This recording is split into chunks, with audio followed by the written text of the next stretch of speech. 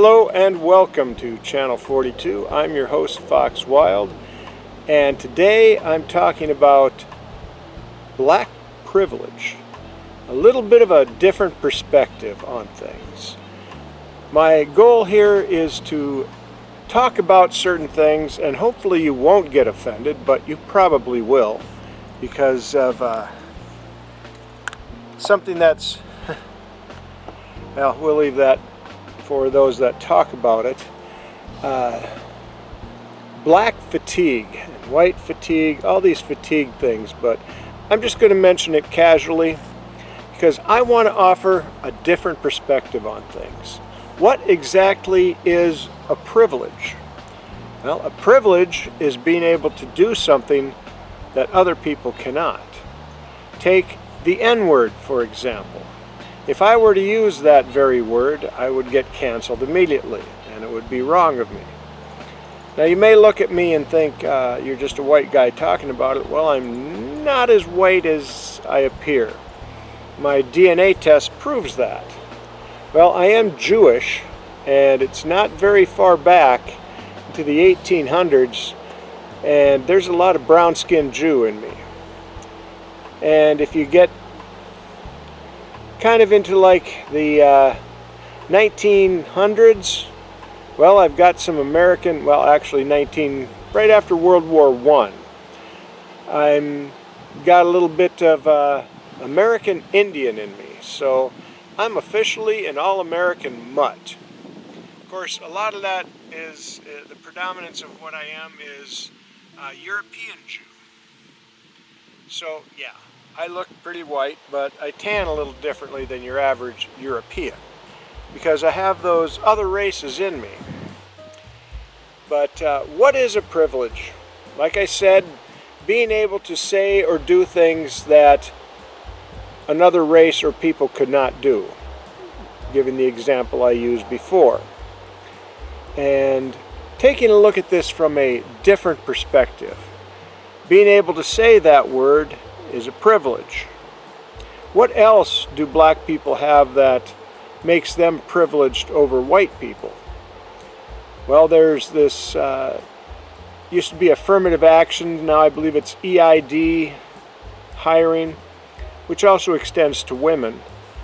But in this country we have this equal opportunity employer, which is kind of a lie when you think about it, because you have quotas that you have to have a certain number of people of different race, typically black people. So a lesser qualified black person will get hired over a white person just because they're black. That's a privilege. I also hear a lot of dissing on white people and how we're to blame for a lot of things. Yet it's kind of biting the hand that feeds you. Now, I'm offering this as a look at from a different perspective to make you think and consider some things. What exactly have we done that's so horrid? When you consider the fact that we didn't sell you into slavery. I'm a Jew. I can talk about slavery because my people have been sold into slavery over the millennia. We were slaves to Egypt and other nations that took us and made slaves out of us. And that's not exclusive to black people. There's also the Irish in this nation, as well as some of the Asians, particularly the Chinese, that were also subject to a form of slavery. Slavery is being owned by people and bought and sold. We acquired you in this country, black people I'm talking about, because in Africa they sold their undesirables, their prisoners, to these merchants that then, well, they didn't want them back in Europe, so they brought them to the colonies, where a lot of the colonists looked at these strange new people and wondered, what are they? Are they animals or are they people? Because they'd never seen a black person before, they didn't know. And they were a lot like the pygmies of the time, because they weren't, you know, these 6'2" built athletes. They were a smaller people that were sold into slavery and brought to this country where they tried to sell them. And at first, nobody wanted to buy these strange new people. It's like, why would we want to do that? We escaped that in England, these British citizens in the colonies. But eventually they were convinced to invest in purchasing slaves to do labor for them, which you seem to have an attitude against. Here's something you may want to consider from a different perspective. If we wouldn't have bought you in this nation, what would have happened to you? What happens to a cargo when nobody wants it? Well, you sail out into the ocean and you dump it. How long can you tread water? You're kind of fortunate that we did take you. Otherwise, well, you'd have been dumped in the water and left to die. It was a brutal time back then, but you got in this country. So basically, the United States is to Africa like Australia is to England. We got the undesirables from Africa here, and they got the undesirables from England in Australia. Different perspective, right? And what happened during those years? Well, eventually, after the Civil War started, which was because the northern states feared that the southern states were getting too powerful, and a lot of other stuff. It wasn't strictly slavery that started the Civil War. Slavery became an issue of the Civil War later on. Now, who was it that took up the gauntlet to fight for your freedom? Was it the Great Negroid Uprising, where they all grabbed their guns and took out and said, we want to be free? Would have ended really quickly. It was a man by the name of Abraham Lincoln who took up that gauntlet. I have a question for you. Which party was he a member of? The Whig Party, the Republican Party, or the Democrat Party? I'll give you the answer.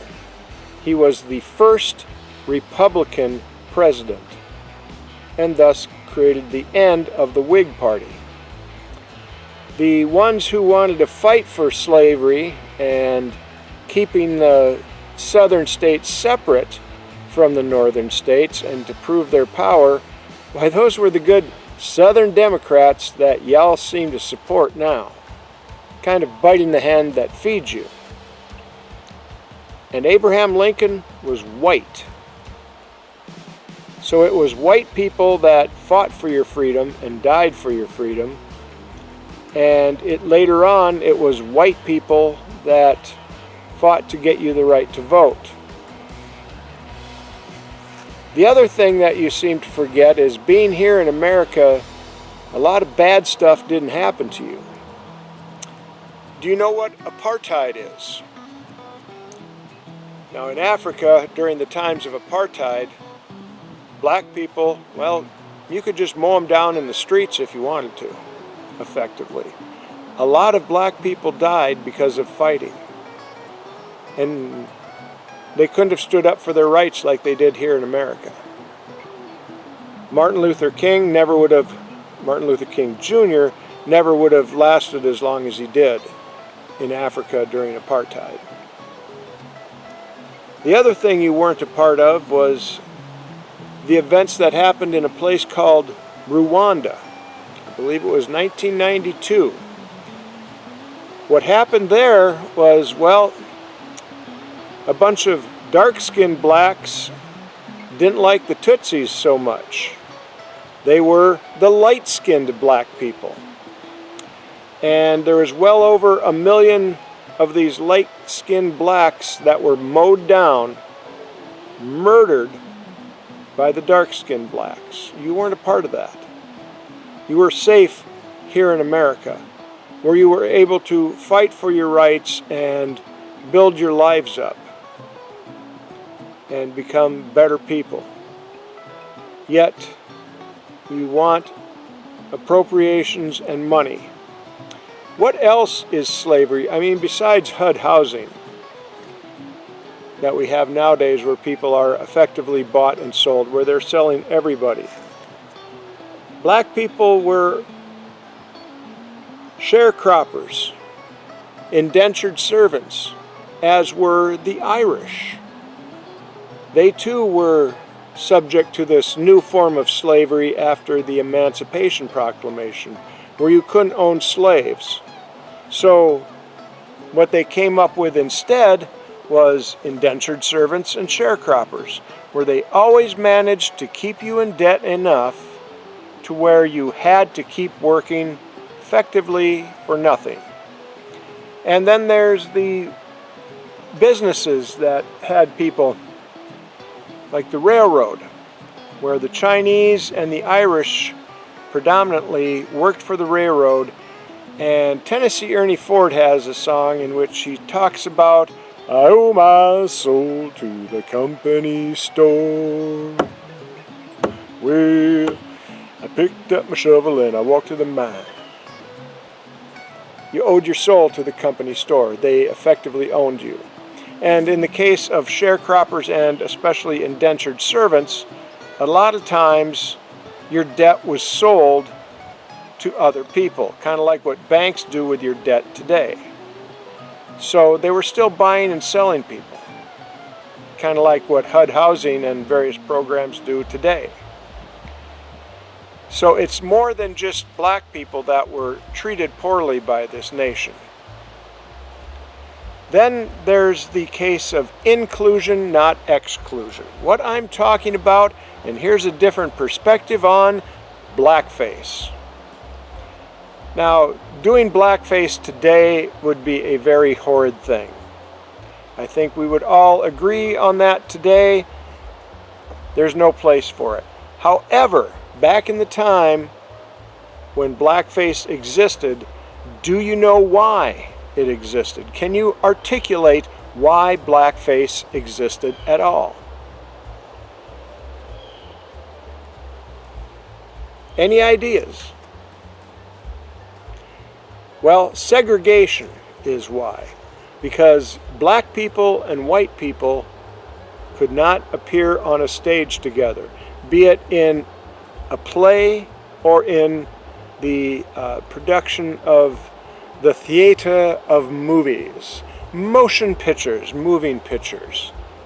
Black people and white people couldn't share the stage together. That leaves us with two options. Either rewrite everything or write the screenplays and stage plays without black people involved in it, or use blackface. What did blackface accomplish? Inclusion, not exclusion. We could have simply, during that time, excluded you and made movies and had plays and productions without black people represented at all. But white people wanted to include you. It was their own form of rebellion against a system that prevented black people from sharing the stage with white people. Have you ever considered it from that perspective? We included you. We fought for your freedom. We fought for your right to vote. Without white people standing up and saying how you were treated was wrong, you never would have gotten as far as you have. And now you turn around and support the very party that came up with Planned Parenthood that was designed to reduce the number of black babies born. The same people who founded the Ku Klux Klan. which also hates my people, the Jews. The very same party, the DNC, for those of you in Rio Linda, that's the Democratic National Convention, that were Southern Democrats that wanted to fight to keep the southern states separate from the North so they could have slavery down there. They wanted to perpetuate slavery. You're kind of biting the hand that feeds you. The conservatives, the Republicans, we wanted you free. We fought for that kind of things. And it's white people that stood up and said, how black people are treated is wrong. Consider this before you walk around and say white privilege, because we don't have any different rights than you do. We actually have less rights, with words that we can't say and quotas that aren't exactly equal opportunity employment opportunities, because businesses have to hire a certain number of ethnic groups, typically black people. I'm Fox Wild, just offering this as an alternative perspective to help you think and see that inclusion, not exclusion, is the key to survival. And throughout history, despite it all, and though a lot of wrongs were done, not just to black people, but the Irish, the Chinese, and my cousins, the American Indians. Dwelling on these wrongs doesn't help us, and arguing about them, they happened, they're in the past. What we need to focus on is how are we going to handle it in the future. Like Can's Heat says in their song, let's work together. Every boy, every woman, and a man. Let's work together and build this country better and build it back stronger without the infighting and with giving credit to each side for the things we have done to help the other move ahead. Because America is a country that favors the underdog. And black people and minorities have been the underdog in this country, and white people have fought to help you better yourselves. I'm Fox Wild. Enjoy this alternate perspective and think on it. Have a great day. Please like and subscribe, and if you can, support my insanity via PayPal at paypalme.com/foxwild42. Semper Fi, Semper Paratus.